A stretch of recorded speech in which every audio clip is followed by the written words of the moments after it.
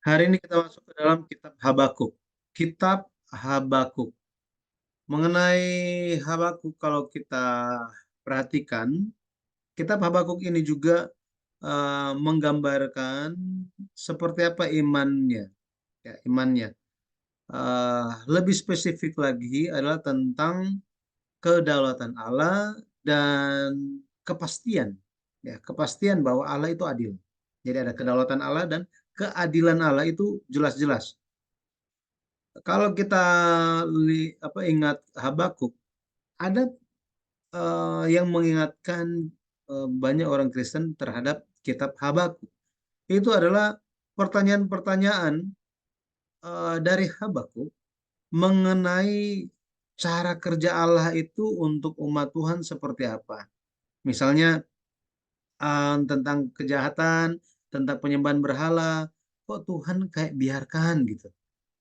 Kenapa? Sepertinya Allah membiarkan umatnya itu memberontak dengan melakukan dosa. Ya, jadi ini menjadi pertanyaan-pertanyaan yang sulit, em, bahkan mengenai bagaimana Allah menggunakan bangsa kafir untuk menghukum menghukum umat Tuhan. Nah, Allah melakukan semua hal ini, gitu. Jadi kok bisa Allah menggunakan bangsa yang lebih jahat daripada bangsa Yehuda untuk menghukum mereka? Nah, seperti ini. Pada akhirnya semua pertanyaan-pertanyaan tersebut dijawab dijawab di dalam kitab Habakuk. Ya, dengan jelas jawabannya itu diberikan. Nah, kalau kita perhatikan mengenai hal yang perlu diperhatikan di dalam kitab Habakuk, kitab Habakuk itu memiliki tema hidup dengan iman. Hidup dengan iman. Habakuk 2 ayat yang keempat. Coba kita baca dulu Habakuk 2. Kita akan lihat bersama-sama Habakuk 2 ayatnya yang keempat. Habakuk 2 ayatnya yang keempat. Coba kita lihat. Ayat yang keempat dikatakan begini. Sesungguhnya orang yang membusungkan dada tidak lurus hatinya, tetapi orang yang benar itu akan hidup oleh percayanya. Oleh percayanya. Sini orang benar. Ya, orang benar. Sadik, kalau kita lihat eh, bahasa Ibraninya, ini menunjuk kepada benar, adil, tidak bersalah, saleh. Jadi semua perbuatannya itu adil dan tidak ada salahnya. Kemudian ada hidup oleh percayanya, gitu ya, percayanya. Nah, sini em, dalam bahasa Ibrani itu adalah emuna, emuna, emuna. Kata percaya di sini, emuna menunjuk kepada kesetiaan, kebenaran, dan lebih baik bicara tentang kesetiaan Tuhan, kebenaran Tuhan. Maka kalau kita lihat Habakuk 2 ayat 4, Habakuk ayat 2 ayat 4, di situ bicara mengenai orang benar akan hidup oleh percayanya. Artinya orang yang tidak bersalah, ya, orang yang hidup tidak bersalah, orang yang menjalankan kehidupan yang adil, yang benar, itu bukan karena ia percaya pada diri sendiri. Bukan. Tetapi karena dia percaya kepada Tuhan. Percaya kepada Tuhan. Seperti ini. Ya. Jadi orang benar akan beroleh hidup karena bersandar kepada Tuhan, bukan bersandar kepada diri sendiri. Makanya kita bisa tersambung kepada tema kitab Habakuk, hidup dengan iman. Ya, iman kepada Allah.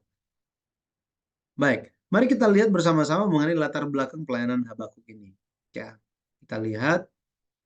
em, jadi Nabi Habakuk itu melayani dari tahun 642 sampai 627 sebelum Masehi.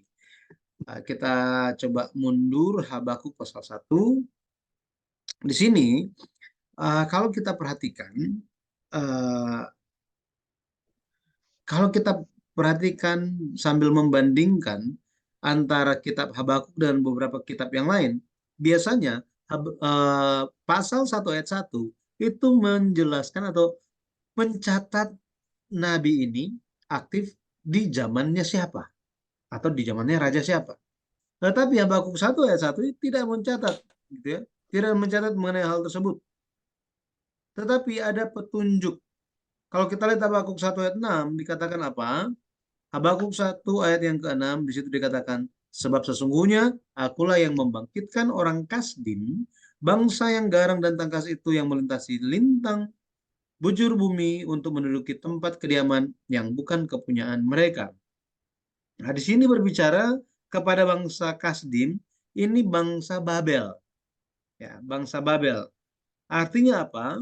Ketika Asyur itu yang menguasai dunia sementara melemah, muncullah Babel.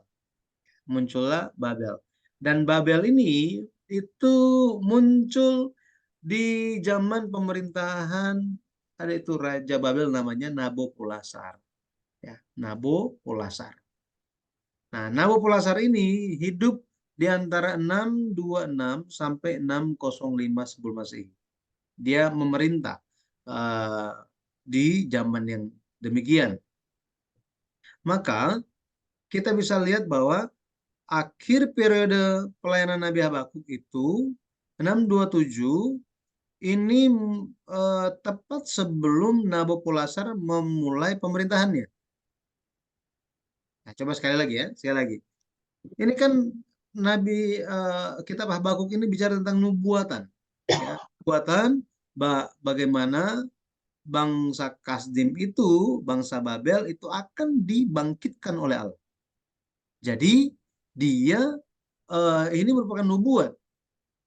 Sehingga 627 itu merupakan tahun terakhir pelayanan Nabi Habakuk. Kenapa? Karena setelah itu Babelnya bangkit.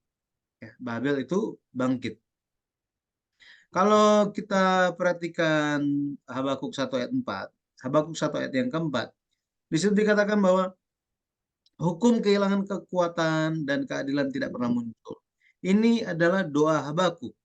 Doa Habakuk. Dari sini kita bisa tahu, ya, kita bisa tahu bahwa oh, pelayanannya itu muncul, ya, muncul di mana, jadi pelayanan Habakuk itu mulai di saat ketika kehidupan umat Tuhan itu sementara kacau, tidak ada keadilan di sana, tidak ada keadilan. Dan ini secara uniknya di zaman raja-raja Yehuda ada satu raja namanya Raja Amon, ya, Raja Amon. Raja Amon memerintah itu tahun 642 sebelum Masehi. Di zaman ketika keadilan negara Yehuda mulai hilang. Sejak dia memerintah, Raja Amon ini memerintah, keadilan Israel itu mulai hilang, hilang, hilang. Jadi pada dasarnya para ahli teologi memperkirakan Habakuk itu aktif antara tahun 642 sampai 627 sebelum Masehi. Itu maksudnya. Gitu ya. Kenapa angka-angka ini muncul gitu ya?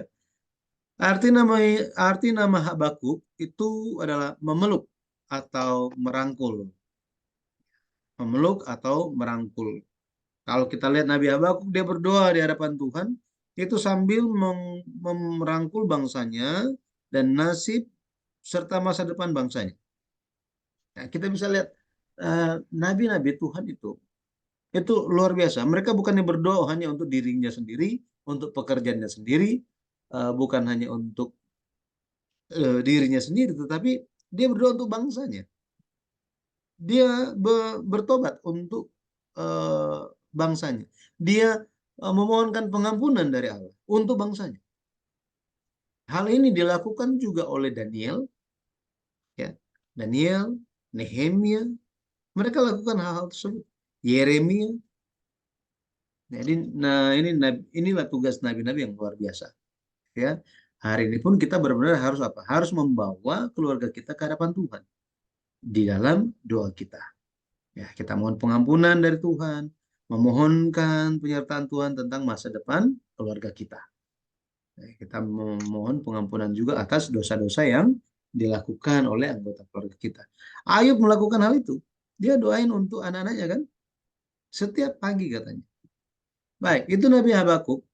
Kemudian kita masuk kepada bagian isinya. Isi kitab Habakuk. Nah, ada pertanyaan dari Nabi Habakuk. Kalau kita lihat di Habakuk pasal 1, Habakuk pasal 1, Habakuk itu bertanya, kalau kita lihat, Tuhan, aku berseru mengenai apa namanya? Aku berseru mengenai ke apa? Mengenai Ayub ketidakadilan tentang penindasan. Nah, tetapi kalau kita lihat ya, kalau kita lihat Tuhan tidak mendengar dan Tuhan tidak menjawab, gitu. Tuhan tidak mendengar dan tidak menjawab, tidak menolong katanya. Itu Habakuk 1 ayat 1 sampai 2. Di saat itu Tuhan jawab pertanyaan bahwa apa? Bahwa Allah akan membangkitkan Babel untuk menghukum Yehuda. Bayangkan, gitu ya. Jadi Habakuk bertanya lagi. Jadi bisa bayangkan, Habakuk bertanya, Tuhan, ini kenapa hanya ada penindasan di negeri ini? Kenapa ada ketidakadilan? Kok kita berseru kepada Tuhan, Tuhan kok nggak dengar, Tuhan seperti tidak menolong. Ya. Setelah itu Tuhan jawab. Tuhan jawab apa? Aku akan membangkitkan Babel, orang Kasdim, untuk menghakimi kalian. Habakuk tanya lagi, kenapa Tuhan biarkan orang fasik, orang yang lebih jahat itu, bangsa Kasdim itu, bangsa Babel, itu menghukum orang yang benar. Ini uh, pertanyaan, ya, pertanyaan Nabi Habakuk. Di sini Habakuk pasal 1 berlanjut kepada Habakuk pasal 2 tentang jawaban Tuhan. Jawaban Tuhan, kenapa Tuhan lakukan itu? Kenapa Tuhan mengizinkan bahwa umat Tuhan itu lebih menderita? Kenapa? Karena Tuhan ingin umatnya harus hidup sambil percaya Tuhan. Sambil percaya Tuhan. Jadi meskipun orang Kasdim datang memukul mereka, jika mereka percaya kepada Tuhan, mereka tetap ada iman, maka mereka akan hidup. Mereka akan hidup. Ya. Nah, pada akhirnya di kemudian hari kalau kita lihat, ya, kalau kita lihat Babel menghancurkan Yehuda Selatan. Ini semua sudah ditentukan. Semua dalam penyelenggaraan Allah. Gara-gara apa? Gara-gara dosa Yehuda. Dosa mereka di hadapan Tuhan, mereka menyembah berhala, tidak menjaga sabat, dan juga tahun-tahun sabat. Maka peristiwa Babel menghukum Yehuda, peristiwa umat Tuhan itu menderita, itu merupakan cara Allah untuk mendisiplinkan, ya, untuk mendisiplinkan umat Tuhan, mendisiplinkan mereka. Supaya apa? Supaya mereka berbalik dari jalan-jalan yang jahat. Supaya mereka hidup dalam iman. Ya. Habakuk 2 ayat yang keempat bicara mengenai hal itu. Supaya mereka apa? Mereka, untuk mereka hidup harus percaya. Harus bersandar kepada Tuhan. Hari ini pun sama. Hari ini pun sama. Dari sudut pandang sejarah perebusan, kita hari ini pun perlu untuk bersandar kepada Tuhan.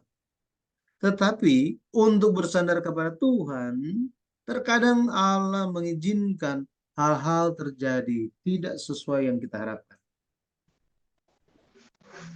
Terjadi sesuai dan yang yang tidak kita harapkan.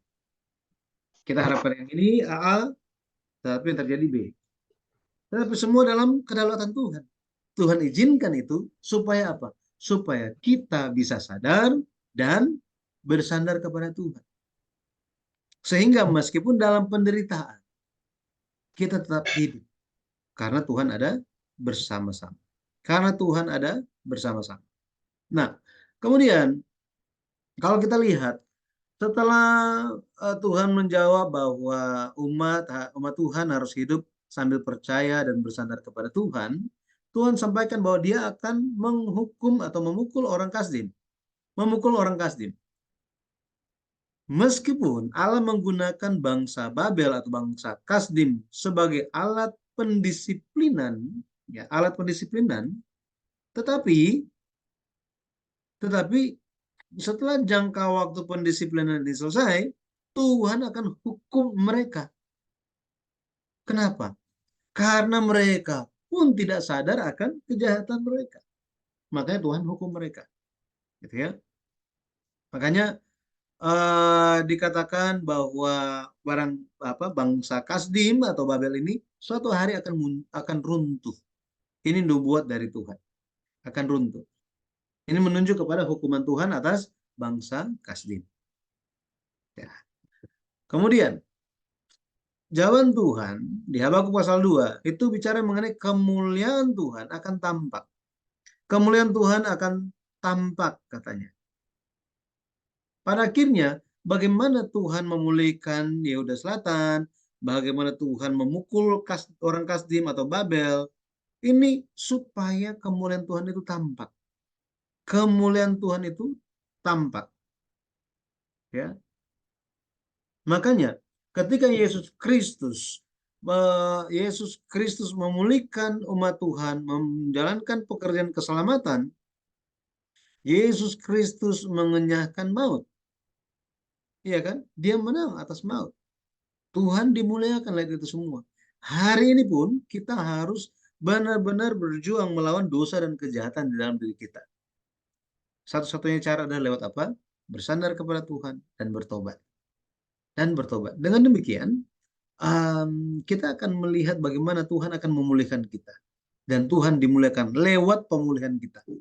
Ya, jadi saya pernah dengar doa oleh, sekarang dia sudah jadi pendeta, dulu dia evangelis di gereja pusat. Dia berdoa begini, ini doanya unik sekali. Bapa, biarlah kami, jangan biarkan kami memuliakan Engkau sebagai Bapa dari orang-orang berdosa, tetapi biarlah kami memuliakan Engkau sebagai Bapa dari orang-orang benar. Itu ya, Bapa orang-orang yang benar. Nah, demikianlah kita harus hidup benar. Oke, berikutnya kalau kita lihat di Habakuk pasal 3 ada doa dan pengakuan Nabi Habakuk. Doa dan pengakuan Nabi Habakuk. Seperti apa? Kalau kita lihat, Habakuk memuji penghakiman Tuhan dan kepastian akan penyelamatan. Di zamannya Yesus, kalau kita perhatikan, murid-murid itu mereka seperti terombang-ambing kepada firman yang Yesus sampaikan. Mereka kebingungan. Yesus sepertinya akan menjadi raja, tetapi di sisi yang lain Yesus bicara bahwa dia akan menderita. Dia akan mati dan bangkit. Tetapi ketika kebangkitan Yesus itu terjadi, pada akhirnya rasul-rasul, murid-murid itu diteguhkan iman mereka akan penyelamatan dari Tuhan. Sama seperti itu hari ini kita harus menampakkan suatu kehidupan yang kehidupan yang menampakkan kita adalah orang-orang yang telah diselamatkan. Makanya kita memuliakan nama Tuhan.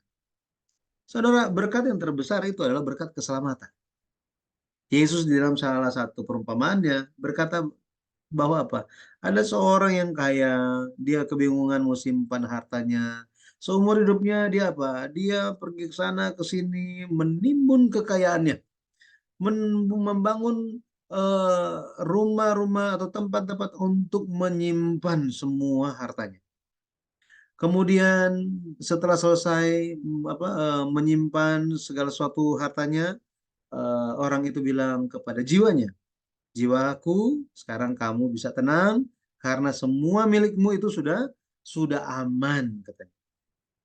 Tetapi Tuhan bilang apa kepada orang itu? Orang yang menimbun kekayaannya? Hai bodoh, jika nanti malam jiwamu diambil daripadamu, hidupmu diambil daripadamu, buat apa semua kekayaan itu? Pada akhirnya yang paling penting dibandingkan dari satu dunia ini apa? keselamatan jiwa. Nah, keselamatan jiwa. Ya, saya harap kita semua bisa menghargai jasa penebusan Yesus Kristus yang mati untuk kita semua. Nah, jadi kita kembali lagi. Habakuk memuji sambil mengingat bagaimana Israel menyeberangi Sungai Yordan dan Laut Merah. Menyeberangi uh, Sungai Yordan dan Laut Merah. Kita bisa bayangkan bahwa ketika contoh Laut Merah, ketika orang Israel sementara di depan mereka sedang ada Laut Merah, mereka berseru kepada Tuhan dan pada akhirnya lewat Musa Tuhan membelah Laut Merah itu sehingga orang Israel bisa menyeberang. Tetapi mereka tetap dalam bahaya. Benar kan? Kenapa? Karena di belakang ada orang Mesir yang sedang mengejar mereka. Nah, maka apa yang mereka lakukan? Nah, kalau kita lihat Tuhan bertanggung jawab dan Tuhan menghukum orang Mesir sampai mereka mati semuanya. Nah, jadi ada pujian yang dipanjatkan oleh Habakuk terhadap Tuhan, terhadap Tuhan. Ini bagaimana dia memuji Tuhan, Tuhan menyelamatkan umatnya.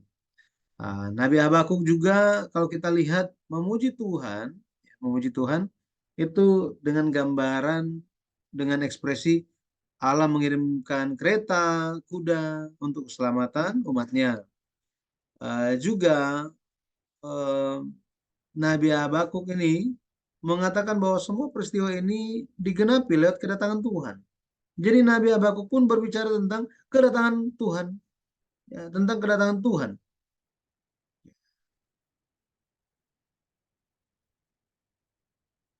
Habakuk bilang kan, terhadap lautkah amarahmu sehingga engkau mengendarai kuda? Jadi Tuhan pun datang sendiri dengan mengendarai kuda. Kalau kita lihat di Wahyu 19 ayat 11 sampai 14, Tuhan dia datang dengan mengendarai kuda putih. Ya. Jadi pada akhirnya Nabi Habakuk mengakui bahwa di dalam keadaan apapun dia akan bersorak-sorai, dia akan beria-ria, dia akan bersukacita di dalam Tuhan. Kenapa? Karena Tuhan adalah juru selamat baginya, sang penyelamat. Habakuk 3 ayat 17 sampai 18 bicara mengenai itu. Maka kalau kita lihat pesan teologisnya itu apa? Ya, pesan teologisnya, nah, kita coba lihat. Yang pertama itu tentang keselamatan. Ya, pandangan tentang keselamatan. Keselamatan tidak diperoleh dari uh, keselamatan tidak diperoleh dari usaha, pekerjaan atau perbuatan, melainkan dengan iman.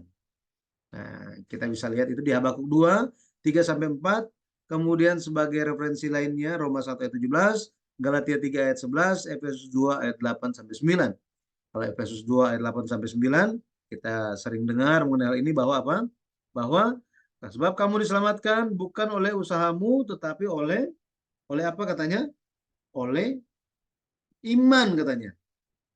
Iman. Itu adalah pemberian katanya. Ya, pemberian dari Tuhan, bukan hasil usahamu. Kemudian kalau kita lihat ada pandangan mengenai akhir zaman juga. Mengenai akhir zaman, um, bicara mengenai hari-hari akhir. Hari-hari akhir. Ya. Coba kita lihat Habakuk pasal 3. Habakuk pasal 3, kita lihat Habakuk pasal 3.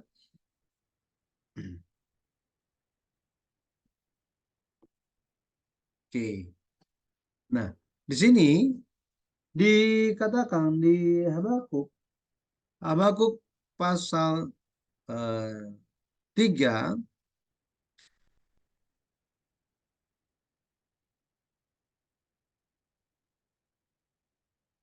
dilihat itu di ayat yang ketiga dikatakan bahwa Habakuk 3:3 Allah datang dari negeri Teman dan yang Maha Kudus dari pegunungan Paran.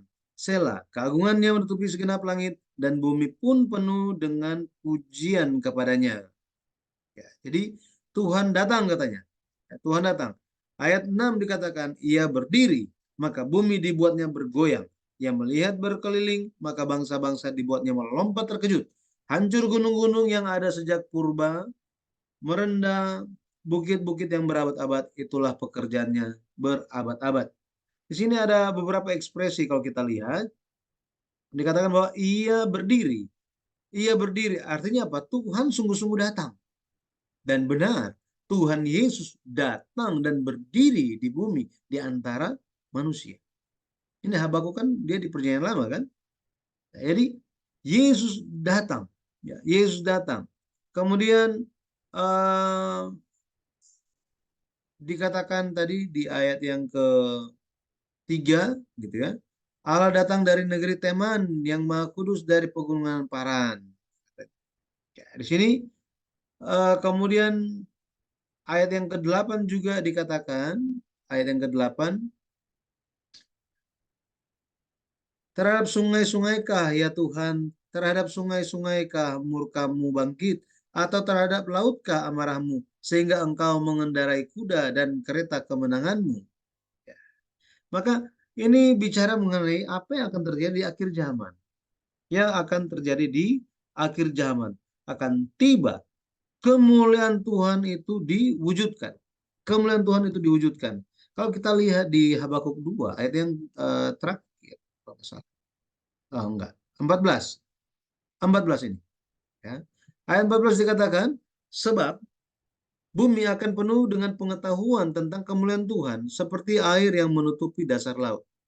Nah, di sini kita bisa lihat bahwa Nabi Habakuk sementara berbicara mengenai pengenalan akan Tuhan itu akan tersebar sampai kepada banyak orang dan orang-orang akan memuliakan nama Tuhan. Akan memuliakan nama Tuhan. Ya. Jadi kemuliaan Tuhan akan berlimpah seperti air menutupi laut. Berikutnya, ada pandangan tentang keselamatan, pandangan tentang akhir zaman. Berikutnya, firman Tuhan itu pasti digenapi. Firman Tuhan pasti digenapi. Habakuk 2 ayat 2 sampai 3 itu ada perintah, ya, ada perintah bahwa penglihatan yang dia lihat ukirkanlah itu pada loh-loh batu supaya orang dapat membaca. Coba kita lihat Habakuk 2, kita lihat model ini Habakuk 2 ayat 2 sampai 3. Lalu Tuhan menjawab aku demikian, tuliskanlah penglihatan itu dan ukirkanlah itu pada loh-loh supaya orang sambil lalu dapat membacanya. Sebab penglihatan itu masih menanti saatnya. Tetapi ia bersegera menuju kesudahannya dengan tidak menipu. Apabila berlambat-lambat, nantikanlah itu. Sebab itu sungguh-sungguh akan datang dan tidak akan bertangguh. Luar biasanya kalau kita perhatikan. Kalau kita perhatikan bagaimana uh, firman Tuhan itu bukan hanya ditulis, ya, bukan hanya itu ditulis dalam loh batu, tetapi juga perlu ditulis, diukirkan di hati manusia. Yesus Kristus mengukirnya. Roh Kudus mengingatkan kita, mengajarkan kita mengenai firman Tuhan. Pada akhirnya firman itu bisa diukirkan dalam hati kita. Dan inilah kita sementara menantikan bahwa apa firman Tuhan itu pasti akan digenapi. Kita sementara nantikan itu. Tuhan perintahkan umatnya, nantikanlah penggenapan itu. Nantikan. Ya. Harus menantikan. Ibrani 10 ayat 37 sampai 39, Yakobus 5 ayat 10 sampai 11. Jadi perlu menantikan, ya, penggenapan firman Tuhan. Dan yang terakhir, kitab Habakuk juga berbicara mengenai kasih dan keadilan Allah. Kasih dan keadilan Allah. Kalau kita lihat, ya, Allah dia mengizinkan Babel menghukum bangsa Yehuda. Allah mengizinkan bangsa yang lebih jahat, ya, bangsa yang lebih jahat daripada Yehuda untuk menghakimi Yehuda. Nah, di sini mungkin akan muncul pertanyaan, lah itu kan sama-sama jahat kok dipakai. Harusnya kan orang benar atau bangsa yang hebat, yang adil, yang benar, bangsa itulah yang digunakan untuk menghukum bangsa Yehuda. Ini kok Babel yang sama jahatnya juga, gitu ya. Nah, mungkin muncul juga pertanyaan, itu dari semua orang, kenapa saya harus menderita dengan itu, orang itu? Orang itu kan lebih jahat dari saya. Kenapa Tuhan pakai dia untuk menghukum saya? Nah, pertanyaannya bisa muncul seperti itu kan? Akan tetapi Allah menjelaskan, Allah meyakinkan bahwa apa? Bahwa akan datang juga pembalasan bagi orang Babel itu, orang Kasdim itu. Akan datang juga penghakiman terhadap orang-orang yang jahat, yang menjahati kita, yang dipakai Tuhan untuk mendisiplinkan kita. Itu semua akan tiba. Pada akhirnya, pembalasan Tuhan bagi orang-orang yang jahat itu akan tiba. Bukannya Tuhan tutup mata, bukan. Di dalam keseluruhan kitab Habakuk, Nabi Habakuk mengungkapkan imannya terhadap kedaulatan Allah. Bahwa apa? Allah pasti adil dalam segala hal. Allah itu memiliki kasih kepada umatnya. Bahwa apa? Ada rencana untuk membinasakan Babel, membinasakan orang Kasdim itu untuk selama-lamanya. Sehingga mereka tidak diganggu lagi. Dan kalau kita lihat di pasal yang ketiga muncullah ya, muncullah pujian-pujian dan janji-janji keselamatan yang akan terjadi di Sion. Makanya kalau kita baca di kitab Wahyu pun Babel itu akan menerima hukuman. Hari ini kita masih menderita karena dosa, kejahatan, karena tekanan-tekanan gitu ya. Karena masih ada kesedihan, kelemahan, ada air mata, ada kematian gitu ya. Percayalah akan tiba waktunya semuanya itu akan disingkirkan dan hanya akan ada sukacita dan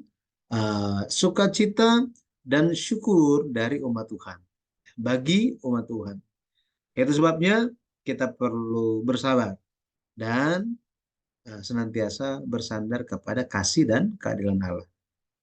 Ya, ketika kita lakukan itu, pada akhirnya Tuhan yang akan menyertai kita. Tuhan akan membimbing kita dalam setiap jalan kehidupan kita.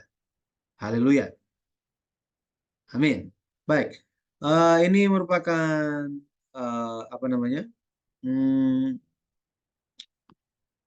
kitab Habakuk. Ya, ini adalah kitab Habakuk. Kitab Habakuk cuma 3 pasal, sangat pendek. Pembahasan kita juga udah selesai. Baik, kita akan lanjut lagi di Jumat depan mengenai kitab Nabi kecil selanjutnya. Ya, baik, semoga bisa dipahami.